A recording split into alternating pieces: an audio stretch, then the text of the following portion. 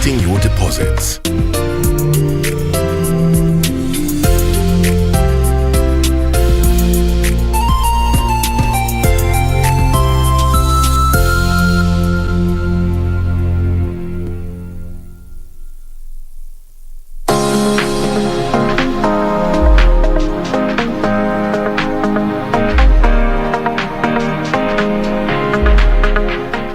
Welcome to Self-Care Tips. I am Irene Joroge. An important part of self-care is being aware of the products that we use and the ingredients that they contain. Some of the products we have around are not as safe as they appear to be. There are ingredients that are contained in them that are not indicated on the label. One of these ingredients is mercury. Another one is hydroquinone. Let me tell you something about mercury.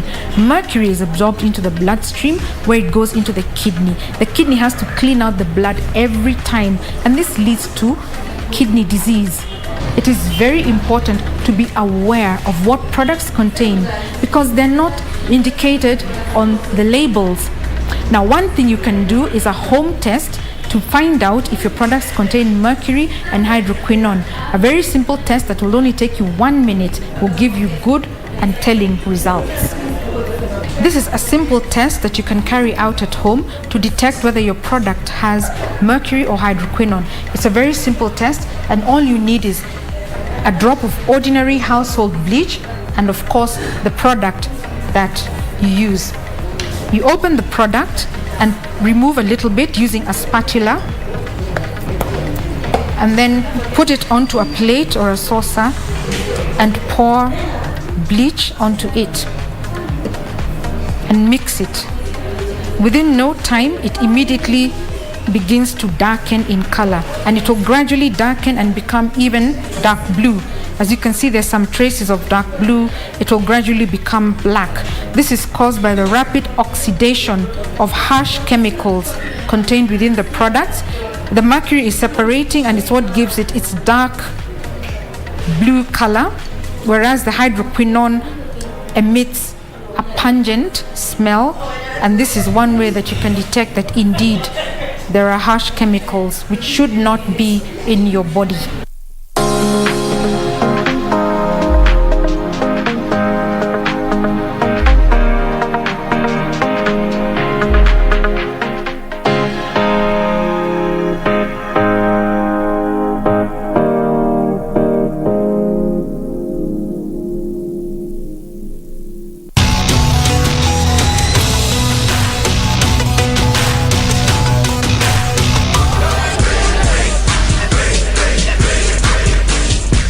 Gotta be pretty cool. And you. That sounds like a super fight.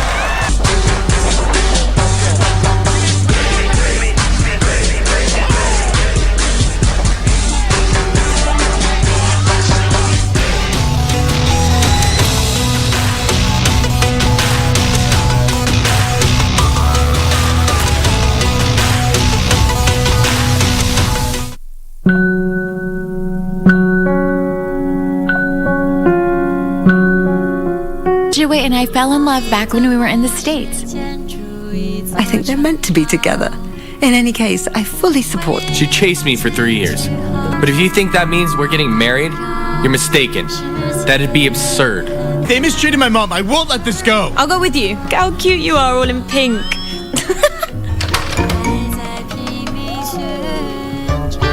About the girl who bullied you. Come, apologize to her. Apologize to her.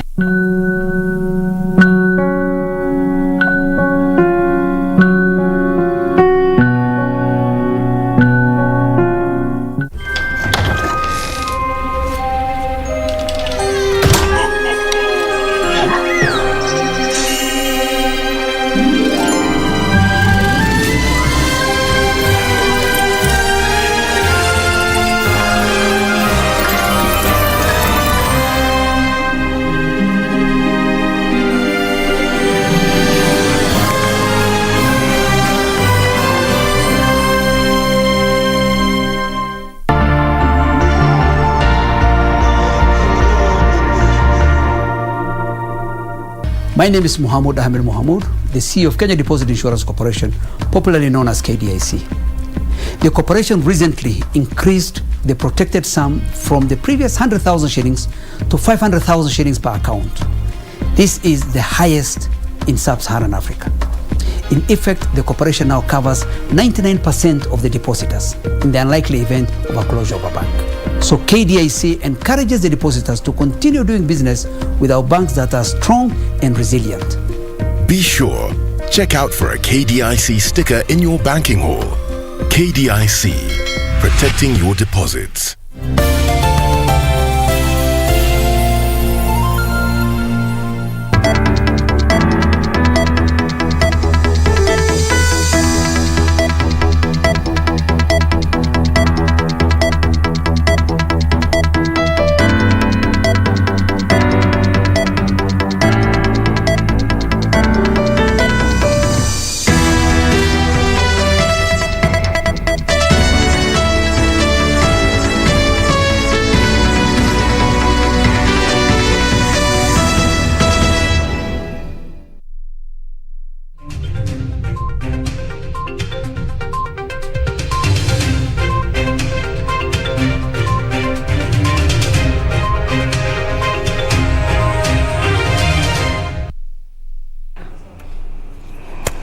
Good evening. Welcome to Prime Edition. I am Cynthia Nyamai. Some of the stories that we have for you. It's Raila's big day at Kasarani tomorrow. We do have the details for you. And also in business, we will be telling you more about the SMEs Expo or the EAC Expo in Arusha. And in sports, Karen Kibet has the stories for you. But first, let's have the highlights.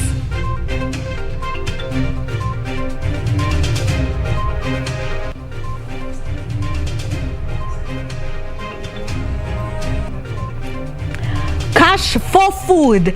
Governments kick off cash transfer for vulnerable groups.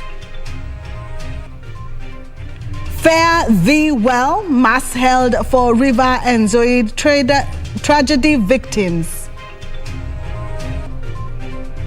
And it's Raila Odinga's big day as Musalia Mudavadi turns down invitation to Friday's Kasarani meeting.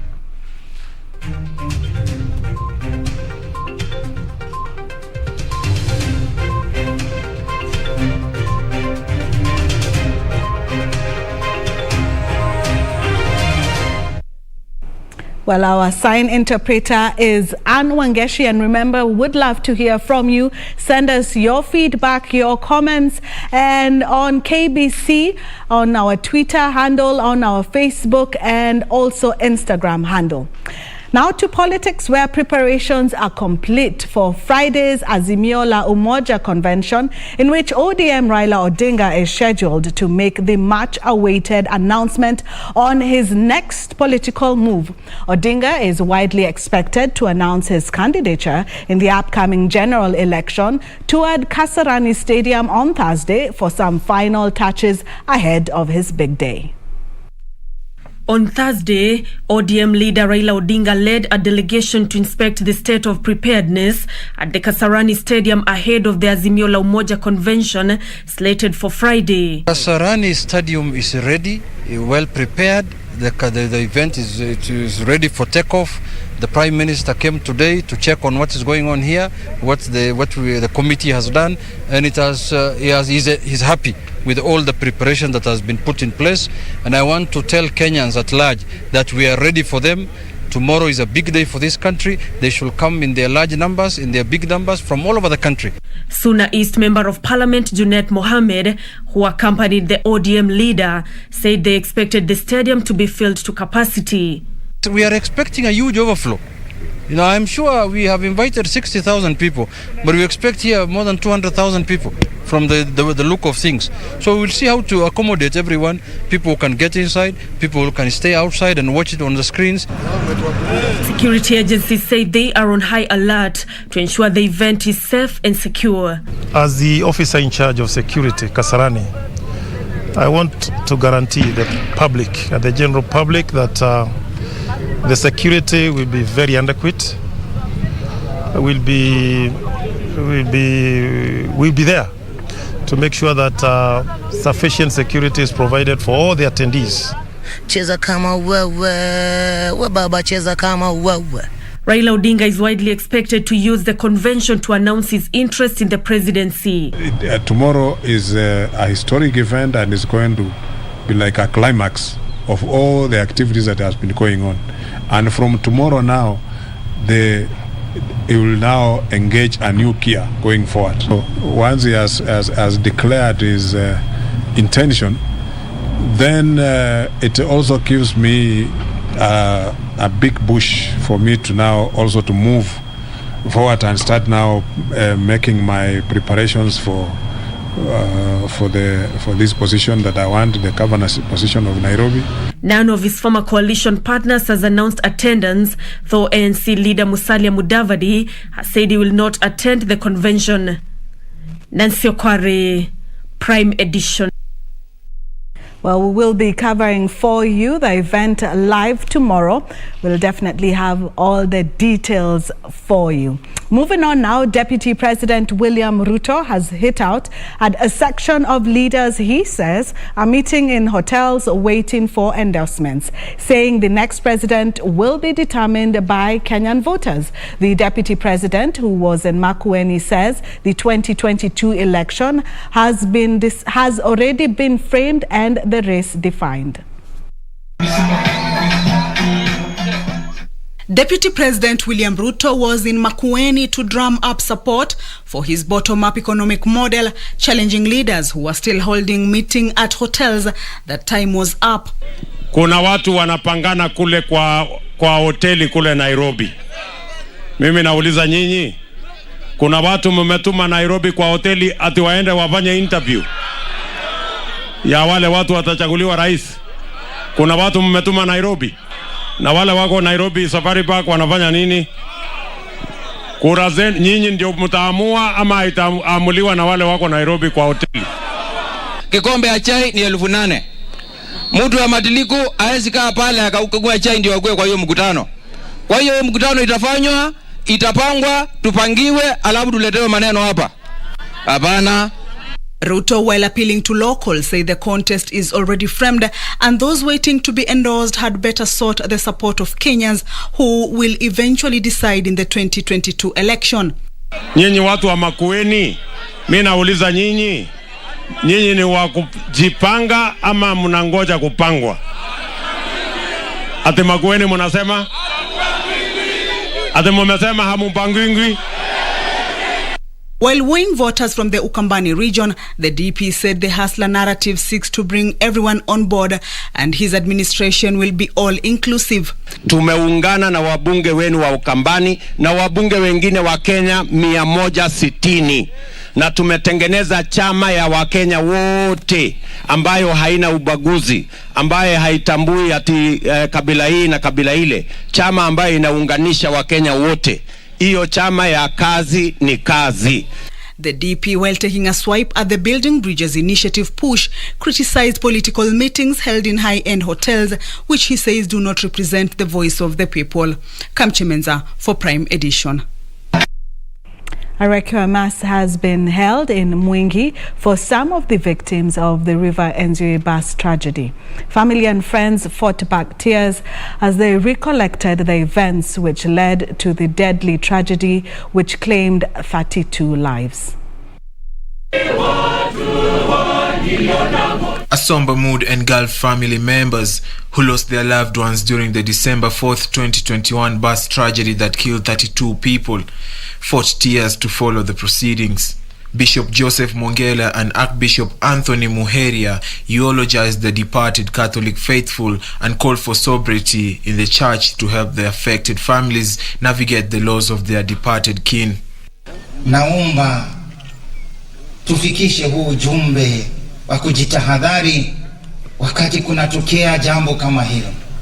Mafuriko, jameni, tungoje, tusaidiane kuwa na utulivu na subira. Local and national leaders mourned the victims and called for the implementation of projects that will curb a repeat of such a tragedy. We want to all say, Paul, united we have stood with you and we will continue to stand with you. I pray that this is going to be the last time we are meeting here to bury and pray for our loved ones. It is with great pain and a deep sense of loss that I send you this message of condolences and encouragement following the untimely death of your family members who lost their lives in the unfortunate incident in Mwingi, Kitui County, after the bus they were traveling in plunged into River Enzio. On Saturday, December 4th, St. Joseph Seminary bus carrying Mwingi Catholic Church choir members headed to a wedding in Nuhu, drowned after the driver lost control of the 54-seater bus midstream while attempting to steer through the surging waters. The accident claimed 32 lives, whereas only 12 survivors, among them 4 children, were rescued from the bus, which got totally submerged few minutes after falling over the edge of a narrow concrete drift constructed across the 50-meter-wide seasonal river. Our heartfelt condolences to every family affected. Now, the government says it will deploy all resources to deal with corruption menace in the country. Speaking in Mombasa to mark the International Anti-Corruption Day, Attorney General Kihara Kariuki said the Constitution will be applied to the latter and corruption will not escape the hook of them. The Director of Public Prosecution, Nudrun Haji, who attended the event, said prosecution of the corruption cases has increased from 47% in 2018 to 64% in 2021, and the big fish have not been spared. According to the DPP, his office has managed to prosecute high-profile individuals who will have otherwise been enjoying their loot. We have managed to, as you know, we have the Kimware Dam case that is now ongoing, where we, for the first time in the history of Kenya, we were able to prosecute and bring before court a sitting cabinet secretary in charge of finance. And we have brought over 9 governors to court and a number of other permanent secretaries and other high-ranking government officials. And this is an indication that we have taken this matter seriously. Haji called on Wananchi to be on the forefront to fight corruption, saying citizens too have a role to play in fighting the vice. Attorney General Paul Kihara, who represented the president at the event, said the government had taken several interventions to curb corruption, among them adoption of the National Ethics and Anti-Corruption Policy, Sessional Paper number 2 of 2018, which guides the nation in fighting the vice. We have continually engaged our international partners for mutual legal assistance, with the goals of increased repatriation of proceeds of crime held outside the country, extradition of grave suspects, and the receipt of key evidence to support both local and international-based crime. The Ethics and Anti-Corruption Commission CEO Twali Mubarak, who also attended the event, urged citizens to help in the war against graft by voting into office leaders with integrity. Pengo la pili ambalo ni muhimu tujue katika kupigana na ufisadi ni siasa ya nchi. Ukiwa siasa ya nchi ni kuwa nikiwa na pesa nitahongana, nitakuwa mbunge, nitakuwa MCA, yule mbunge si mjinga. Akitumia milioni 5 akiingia bunge, ana agenda yake. Agenda ya kwanza ni kurudisha zile pesa zake alizotumia. Agenda ya pili ni kuiba, ndo next election awe na pesa kukuhonga tena wewe. Halafu wewe una expect maendeleo. For Prime Edition from Mombasa County, I'm Michael Mondiga. Interior Principal Secretary Karanja Kibisho says preparations for the Jamhuri Day celebrations at the historic Uhuru Gardens are on final touches. Kibisho, who toured the venue, said most of the works are complete with only a few touches on decorations remaining. The Sunday celebration will only be marked in Nairobi and not in counties due to the COVID-19 pandemic. Preparations at the historic park are on top gear ahead of the 58th Jamhuri Day celebrations on Sunday. Principal Secretary for Interior Karanja Kibicho, after assessing the stadium, said most of the work is now complete. However, there will be no unveiling of memorial or heroic establishments which are still under construction. For Sunday, we are coming strictly for Jamhuri Day celebration. Like you can see, there is still work ongoing on this space. And I think any launching and opening up will only come after. This site, this facility is the one that's complete to host Jamhuri Day. So the rest will be finished in quick succession and I'm sure will be advised. Due to COVID-19 pandemic, counties will not hold any events and only 10,000 guests will occupy the public seating area and 1,000 are the main dais at the stadium. The venue is set to be opened by 4:30 a.m. with the public expected to be seated by 8:30 a.m. before the event kicks off at 10:30 a.m. A notice has already been issued to halt any flights on the path of Wilson Airport to avoid distracting the event. The public can also take advantage of a COVID-19 vaccination center that will be set up at Uchumi Supermarket that will run from the 12th and 13th of December 2021. Kamchemenza for Prime Edition. President Uhuru Kenyatta on Thursday joined his host Samia Suluhu Hassan at a celebration to mark 60 years of mainland Tanzania's independence at Uhuru Gardens in the country's commercial capital, Dar es Salaam. President Kenyatta, who is on a 2-day state visit at Kenya's southern neighbor, was invited to the celebrations in May this year by his Tanzanian counterpart, Samia Suluhu Hassan. President Kenyatta will on Friday be formally received by his host, President Suluhu, before leading the Kenyan delegation in a bilateral talk with their Tanzanian counterparts.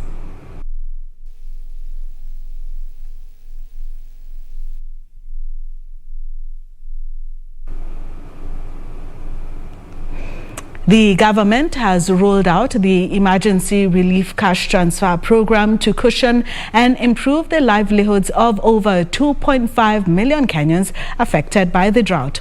Public Service and Gender Cabinet Secretary Professor Margaret Kobia says the first 360,696 households identified for the program will receive 3,000 shillings per month until the drought situation improves. The government has finally adopted the more sustainable cash transfer program to help Kenyans deal with the effects of calamities such as drought. 3,000 shillings will be disbursed to some 2.5 million Kenyans spread in 23 counties.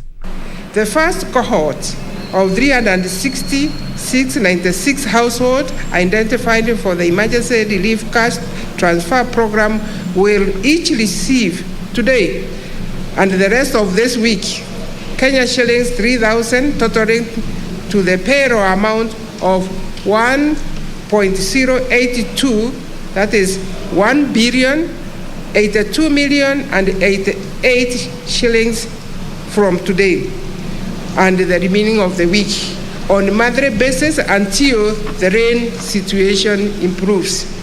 Public Service and Gender Cabinet Secretary Professor Margaret Kobia, while unveiling the Emergency Relief Cash Transfer Program, said Treasury has released 1.2 billion shillings to be disbursed to the registered beneficiaries. In every household, we estimated there are about 5 people living in that household, which either they are single parents, also is another criteria. They are child-handed household, and now we are sure we have the data that if you took to the villager, they can say, yes, this is the most needy person who deserves this kind of support. We'll be there, God willing, as members of parliament, as the leadership of these particular communities to support this initiative. And we want to warn those who will be out to support this particular project that you will not only meet the wrath of Professor Kopia and her team, but will also meet the wrath of those of us who represent those communities. It helps us as the partners to have a much clearer picture of how Kenya government is responding at national and county levels, and therefore where we fit in and the gap that we as international partners need to pick up and are determined to pick up. The government is working to expand the livestock offtake program to help farmers reduce their losses occasioned by the drought. The Kenya Meteorological Department projects that the drought situation in the country is likely to persist. Ben Chumba, Prime Edition. Well, we'll take a short break, but when we come back, we have the details for you on the liquidation of Imperial Bank coming up shortly.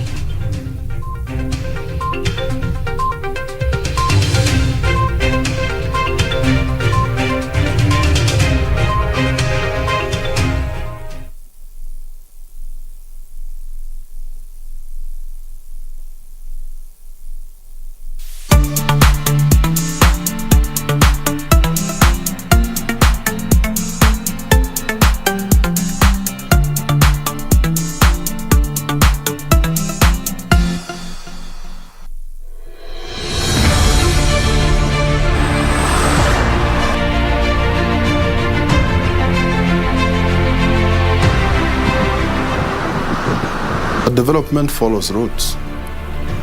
Whenever a road is opened, the economic activities are always part. Tumefurahia sana kwa president wetu juu ametutengenezea hii barabara. Hata mashamba yetu sasa itakuwa na value, na hiyo tumeshukuru sana. Sisi ndio tuna build the country. The future is in our hands. Yote haya kwenye KBC Channel 1 Ijumaa saa 2:30 usiku.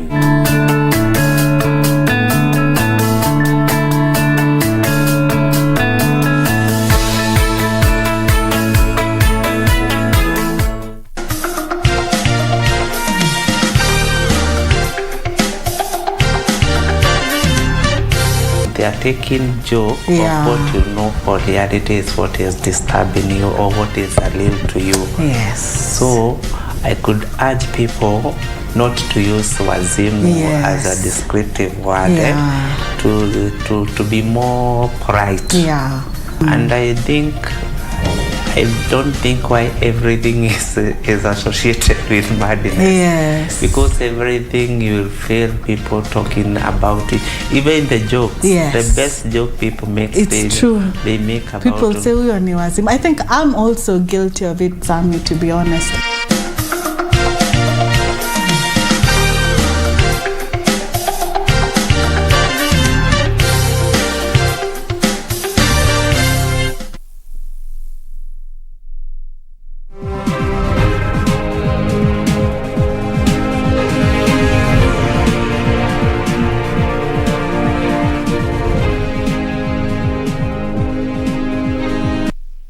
Welcome back, and now to business, where the central bank has approved the liquidation of Imperial Bank Limited that has been under receivership since 2015, citing a weak financial position. This will pave way for the sale of the lender's assets to pay any existing debts to depositors, creditors, and the wider public interest.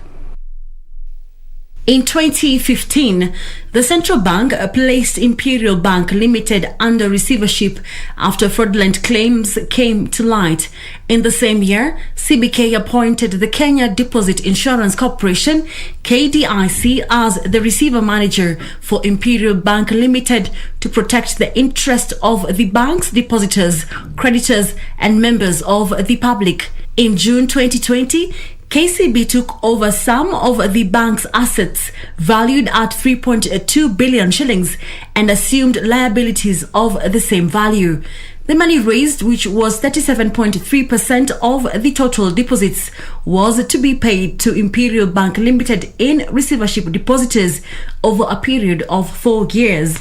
So far, 45,700 out of the 50,000 depositors have accessed their funds in full.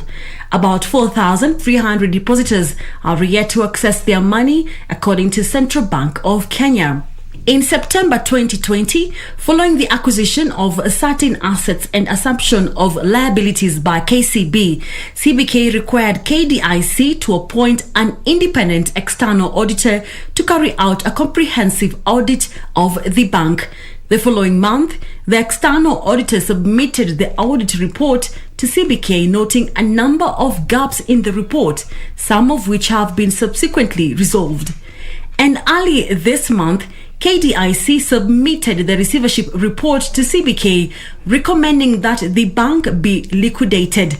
And today, the Central Bank of Kenya has approved the liquidation of Imperial Bank Limited in receivership, which means its assets will be sold off to pay any existing debts owed to depositors, creditors, and the wider public interest. Central Bank Governor says KDIC will release more information on the liquidation and payment in due course. Caroline Jenga for Prime Edition. Well, herders in semi-arid Kajiado County are embracing growing short-term crops as frequent doubts force them to consider alternative revenue streams. This, coupled by the pressure on land, has seen the average size of herds and income reduce, prompting pastoralists to embrace other options, as Kemcha Menza narrates on this week's edition of FarmWise.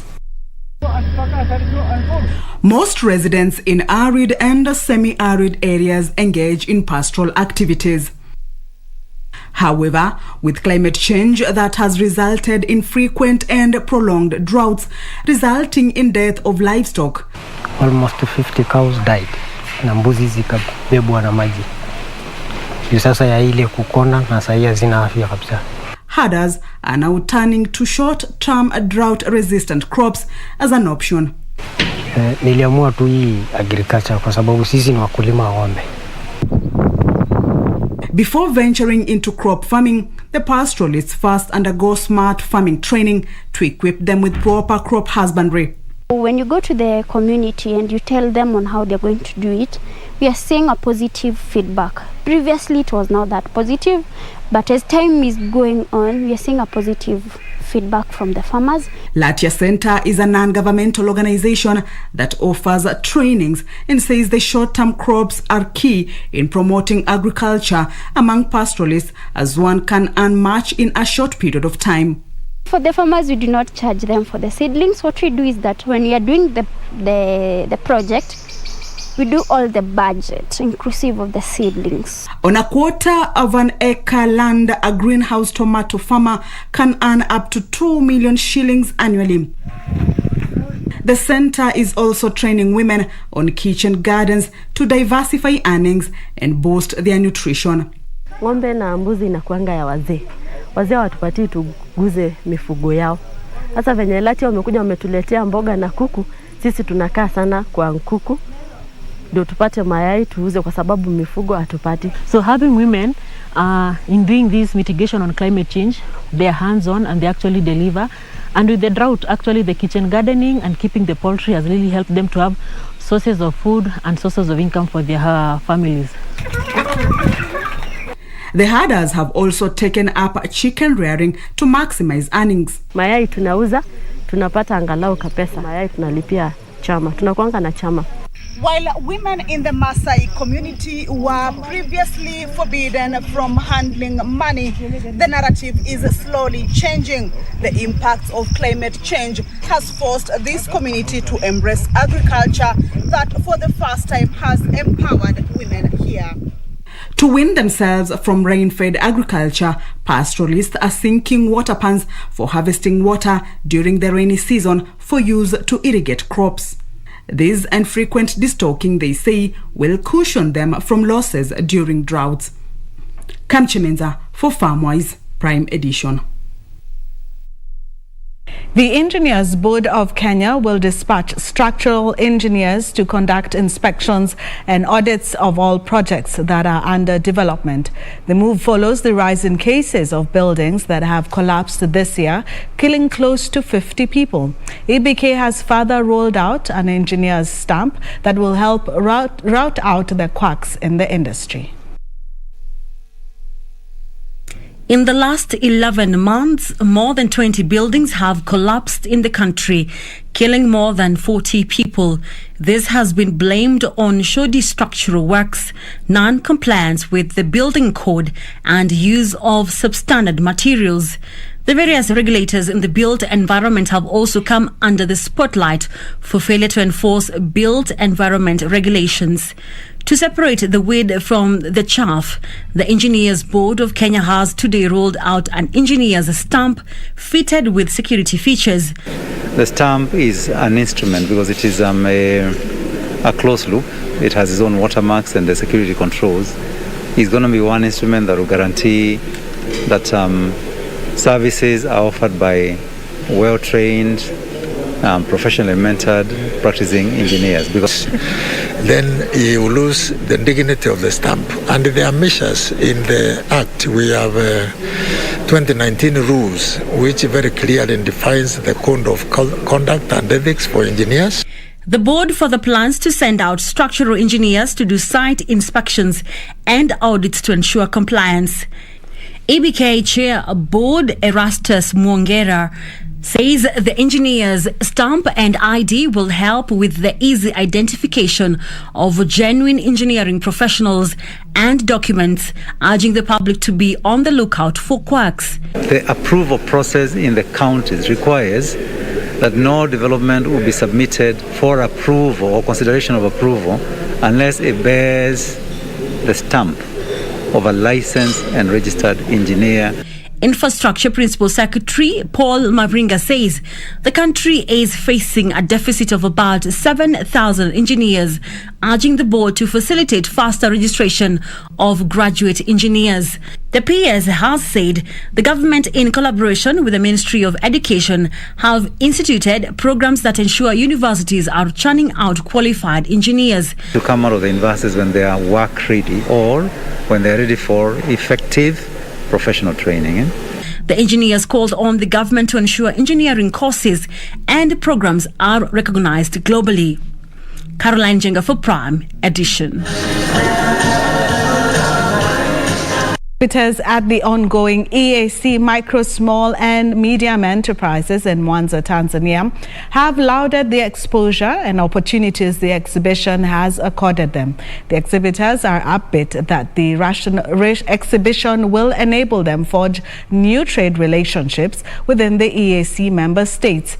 However, the exhibitors want the respective governments and the EAC Secretariat to resolve border crossing challenges to ease movement of people and goods. Here is Wycliffe Okech with those accounts. Statistics from the East African community indicate that micro, small and medium enterprises constitute about 90% of the total number of businesses in the region. The informal sector is also the biggest employer in the EAC region and creates about 90% of new jobs. And as part of efforts to expand market reach, the EAC Secretariat conducts rotational annual exhibitions across member states. This year, it was the turn of Tanzania, and 5,000 small businesses are showcasing their products in Mwanza. Katika maonyesho haya mimi ni msindikaji wa vitu mbalimbali. Hapa nilipo nimeshika ni viazi vitamu ambavyo vimekaushwa. Pia nimeleta process ya mbegu za maboga ambazo ni mbegu za maboga. Pia nina mafuta yake ya mbegu za maboga, nina unga wa mbegu za maboga, na pia nasindika na chakata asali ya nyuki wakubwa na nyuki wadogo. Bidhaa niliyoleta hapa ni viatu na assorted na necklaces kama hiki nimevaa hapa. Tunatengeneza bidhaa za ngozi. Hasa tunadiri na watu wale wazee ambao wanazeeka sana. So tuna bidhaa zetu zina kitu fulani anti-aging mle ndani kutokana na mitishamba. According to the exhibitors at the ongoing 21st edition of the EAC exhibitions in Mwanza, Tanzania, the trade fair has allowed them an opportunity to forge new business ties. The experience has been great. We've had lots of exposure. We've had lots of clients. We didn't expect this kind of surprise to be able to get to this market level. So we are very grateful for this opportunity. It has been great to network, to get to meet other people and to meet buyers as well. They've been really impressed with the product, and we're great to enjoy this kind of exposure from here. Maonyesho kama haya kwa kweli mimi najifunzaga vitu vingi sana. Mfano hapa ni maonyesho makubwa ya nchi mbalimbali. Kwa hiyo mimi kama Mtanzania yananisaidia sana kutembelea vitu wanavyotengeneza nchi zingine. Kwa hiyo nimejifunza vitu vingi. Tumeweza kula na a lot kwa vitu vingi ambavyo sisi hatukuweza kukuja navyo. Kama right now kuna wale walikuwa wanauliza ile mashine ya kutengeneza karanga. Hatukuweza kuja nayo. So tunajua next time tukija tutakuja navyo. Tunaendelea na kuinteract na wao, na nimewapatia business card zangu Wengine wanasema wanahitaji, kwa hivyo nikifika huko Kenya nirudi niendelee kuwatumia. The innovators are also urging the EAC Secretariat to consider online exhibitions. Ukisikiza katika wale watu wa teknolojia CAK wameanza kuongea maneno ya data. Lakini sasa hii data kwani nani wanatumia? Inafaa kuwa data ya biashara. Mimi nipo hapa nasaidia watu kutengeneza data ya biashara. Ule mteja anakuja hapa kuulizia bidhaa, mimi na profile najua huyu mteja ameulizia hiki lakini anataka kumaanisha kile. The small businesses cite border and capital challenges as some of the impediments to trade within the region. Sasa marketing ndio shida. Na nimepata huko kama serikali inaweza kuniorganize vile inaweza usafirisha hizo vitu zikuje huku Mwanza inaweza kuwa sawa. Kile muhimu zaidi nataka serikali iweze kushughulikia ni kuangalia mambo ya boda.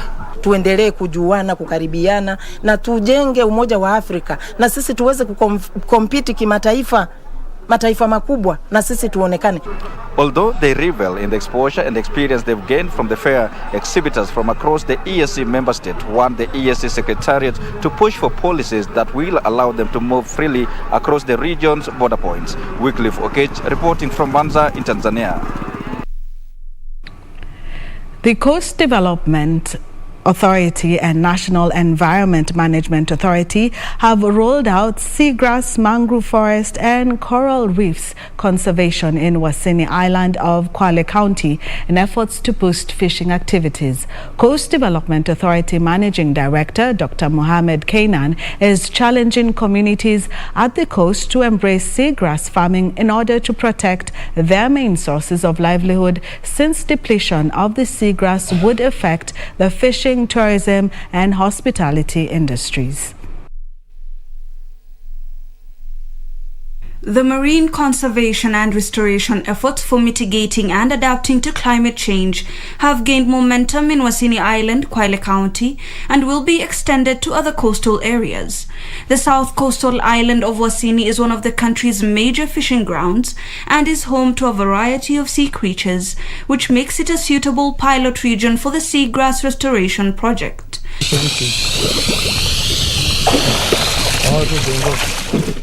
Seagrass meadows, coral reefs and mangrove forests were rapidly being depleted in the fishing island, blamed on global warming, triggering the restoration process.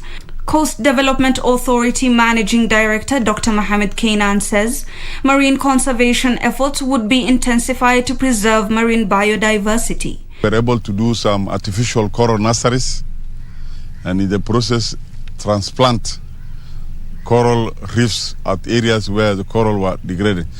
This was intended to regenerate the coral reef, thereby providing some good breeding ground for the fish, especially for the communities relying on the fishing livelihood. Local fishermen are also being trained by conservationists on how to cultivate the underwater coral gardens to help harbor fish stocks and draw tourists to the famed island near the border with Tanzania. Uharibifu umezidi na bahari ilikuwa imechafuka kupitia kwa community mapato yao. Baada ya muda tukafanya nao tena mambo ya seagrass ambayo pia imetuletea tija kubwa sana kwa upande wa Wasini Beach Management as a community. Wakatupa ile uhamasisho na kutusomesha mambo ya seagrass.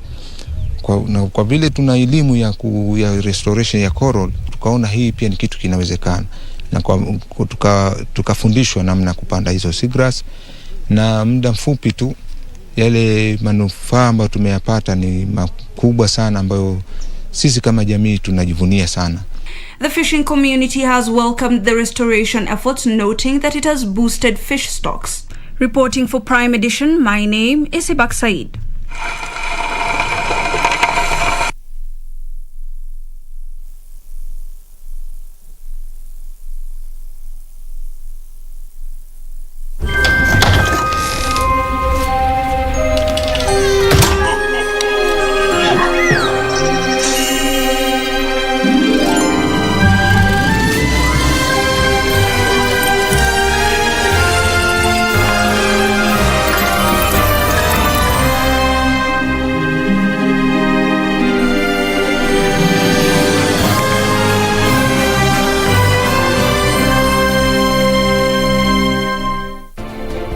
have a news story to share with KBC?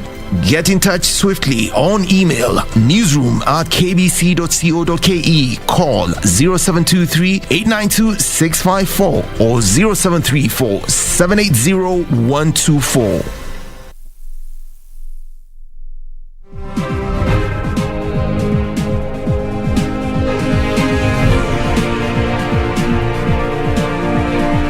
We continue with business, where only 50,000 smallholder farmers are certified to produce and distribute ecological farm produce, with about 58% of them reporting a 10% increase in income.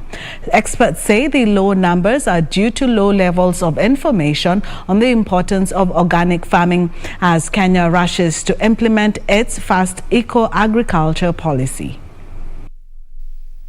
According to the BioVision Africa, farmers who had no knowledge about ecological organic farming reduced from 28% in 2013 to 1% in 2017.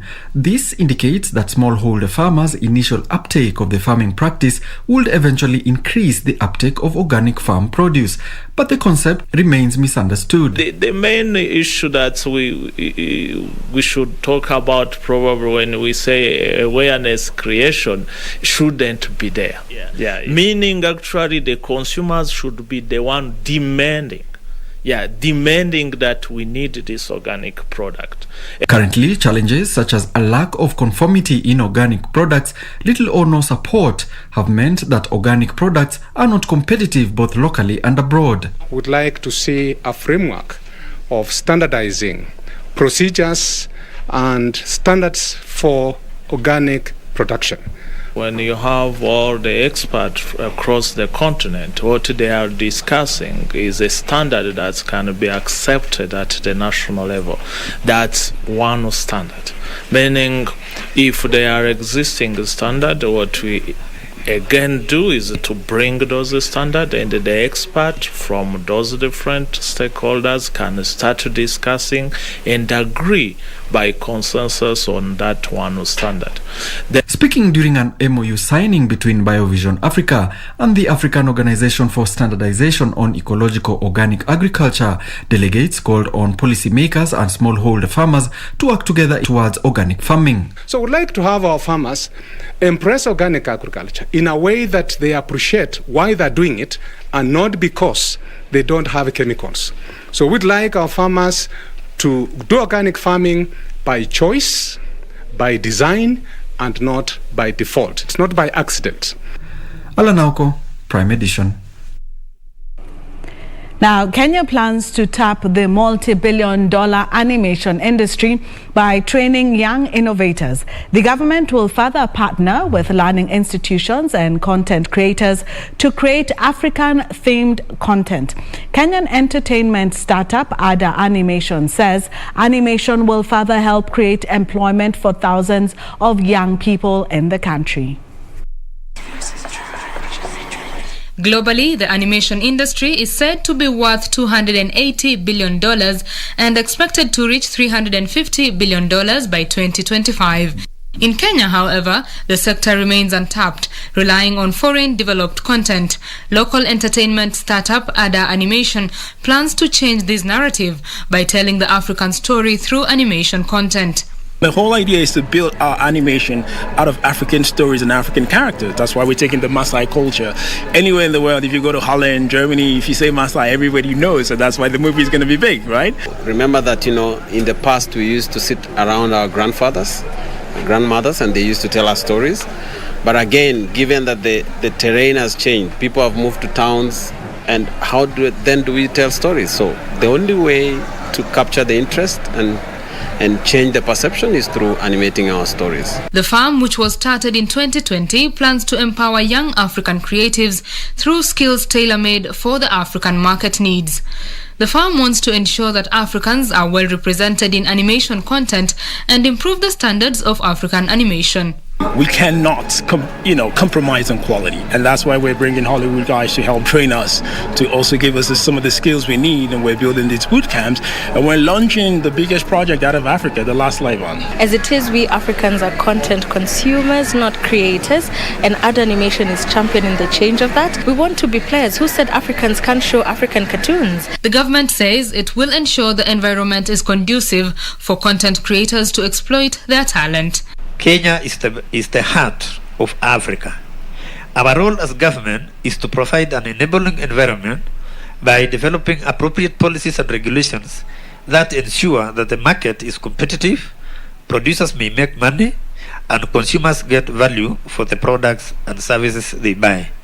Our commitment is basically to see to it that we have a vibrant film industry in Kenya and that we can be able to attract more jobs of production being done on location here in Kenya. The ADA Animation Bootcamp saw 33 creatives from 4 countries graduate and will be instrumental in the opening up of the animation industry. Betty Kiptum, Prime Edition. Students seeking to join institutions of higher learning can now compare the cost of their desired courses across the country and the world thanks to an online innovation developed by a Kenyan startup. Tonight on Tech One, Alan Oko looks at how this innovation is disrupting the way students select courses and colleges or universities to enroll.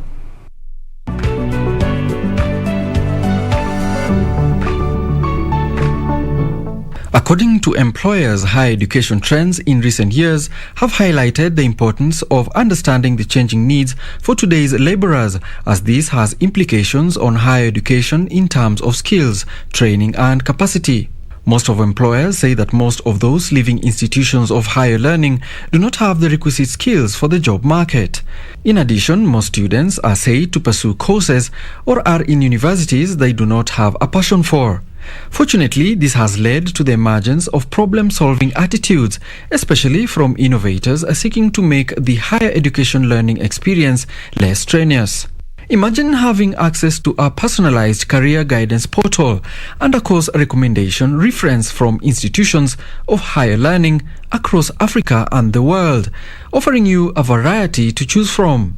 This is exactly what Cradle, founded by Manish Sardana, John Ngoro and Shain Aman Premji, seeks to address by setting up a centralized database to guide decisions on college and course selection. But how does it work? Learners sign up to use the platform for free to compare and contrast various institutions. However, at the back end, the institutions pay the platform for the visibility. The learners are even able to preview the infrastructure in various institutions through videos embedded on the website and can review a catalogue of courses matching their queries.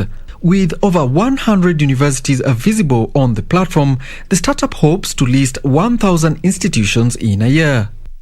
Alanauko, Tech One.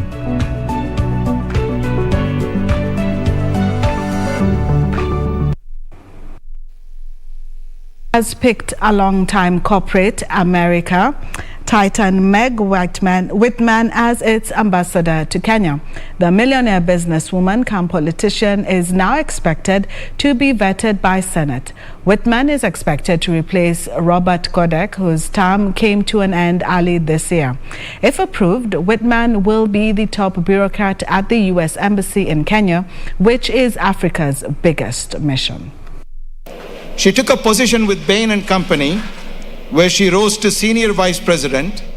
A graduate of Princeton University, Margaret Cushing Whitman is a mega donor of the Democrat Party, where she donated $500,000 to the Biden Victory Fund in the 2020 U.S. elections.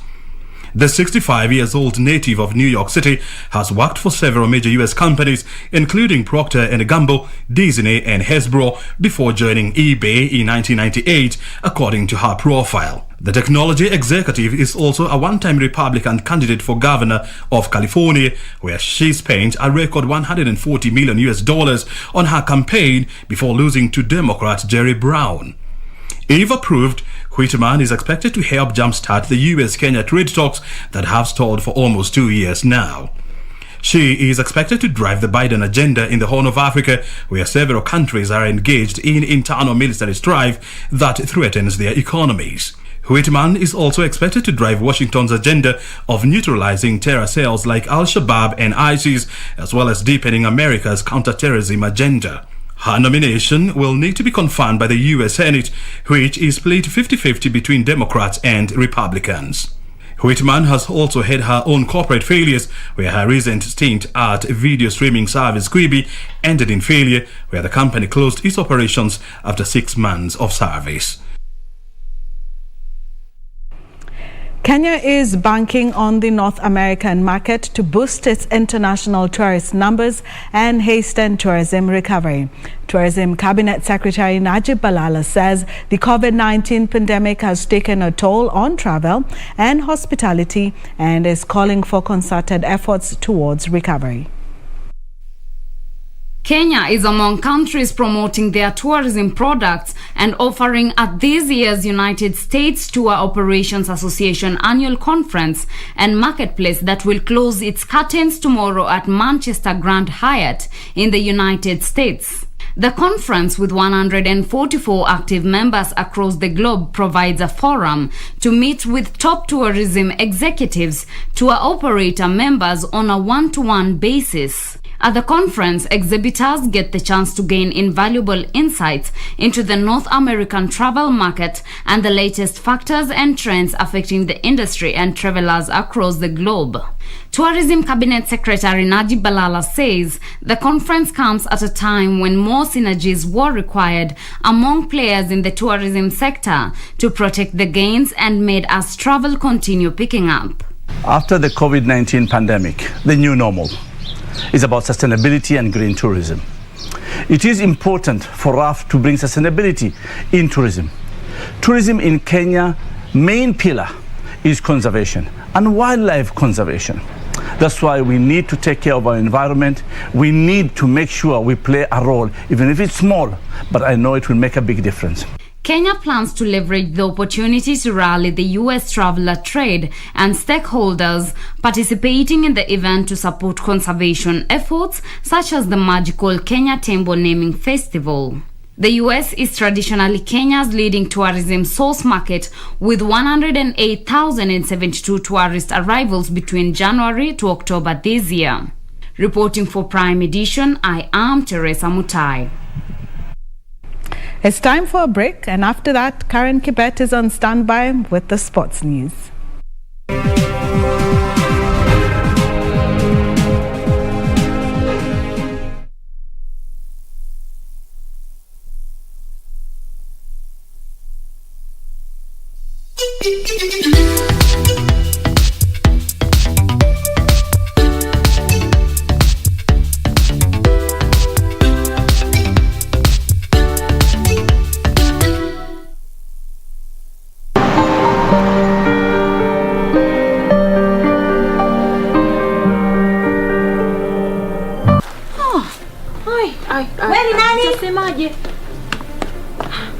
Go on.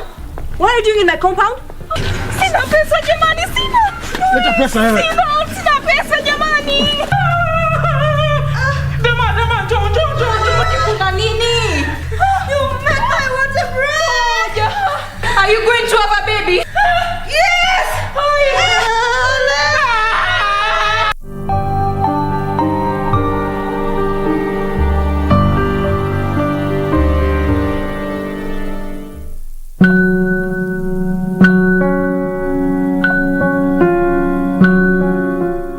And I fell in love back when we were in the States. I think they're meant to be together. In any case, I fully support. She chased me for 3 years. But if you think that means we're getting married, you're mistaken. That'd be absurd. They mistreated my mom. I won't let this go. I'll go with you. Look how cute you are, all in pink.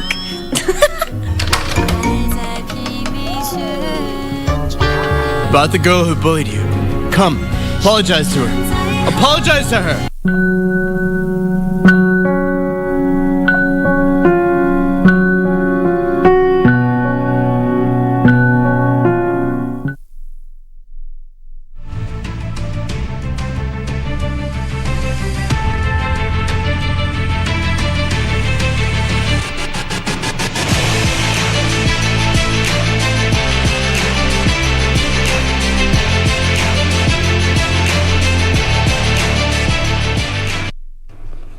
Welcome back. I'm happy to be here to keep you up to speed with all the sports stories making headlines today. My name is Karen Kibet.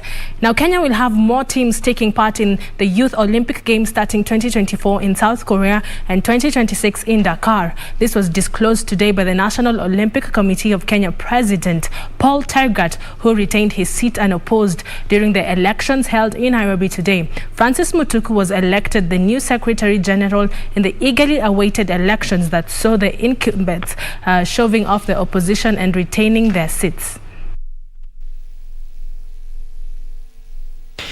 Athletics Kenya Nairobi chairman Barnabas Korir and Kenya Basketball Federation boss Paul Otula have joined the National Olympic Committee of Kenya NOC for the first time after being elected as committee members in the elections held in Nairobi.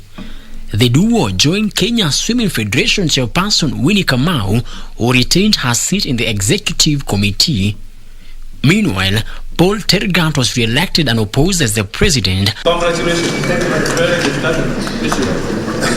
Each and every federation that we have within our National Olympic Committee, they need also to work. And more importantly is we have now our a government which is working so hard, supporting and giving the finance also in terms of for any qualification.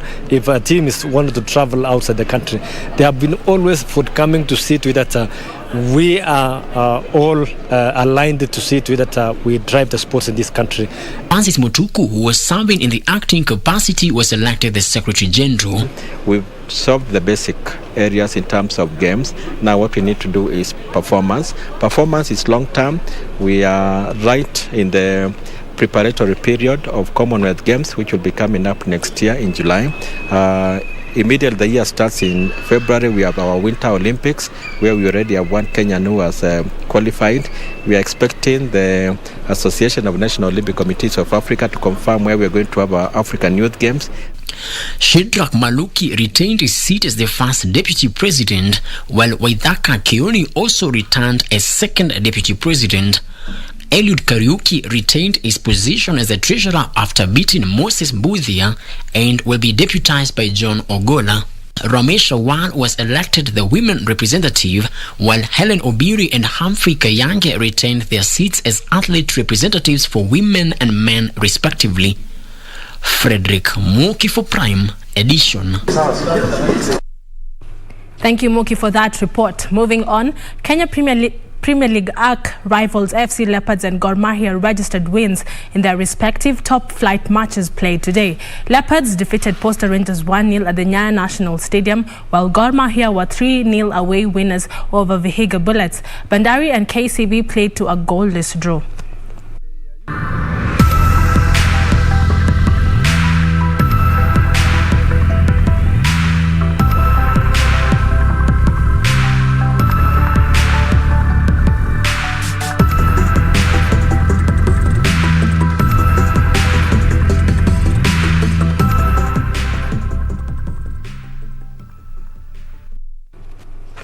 And finally, Atalanta's final UEFA Champions League group match against Villarreal is ongoing after being postponed on Wednesday because of heavy snow. The winner of the Group F encounter in northern Italy will progress. And Werner is through. Lukaku was in. Must score and does. Yes.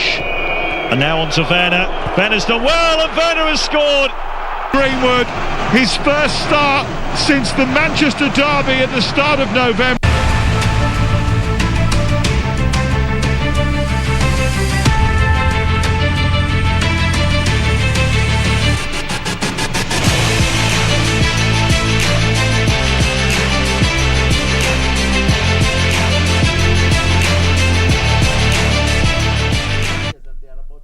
And the UEFA Champions League group match pitting Atalanta and Villarreal is currently on half-time, with Villarreal leading 2-0. That's all we had for you tonight on KBC Sports News. Let's do this all over again tomorrow, same time, same place. Do have yourself a peaceful night. My name is Karen Kibet, but the bulletin is not yet over, as I do hand you back to Cynthia Nyamai. Thank you, Karen, for the sports news. Just feedback from you. There is a Rashid from Kisumu who says that he enjoyed the story on tech, especially since he is a student.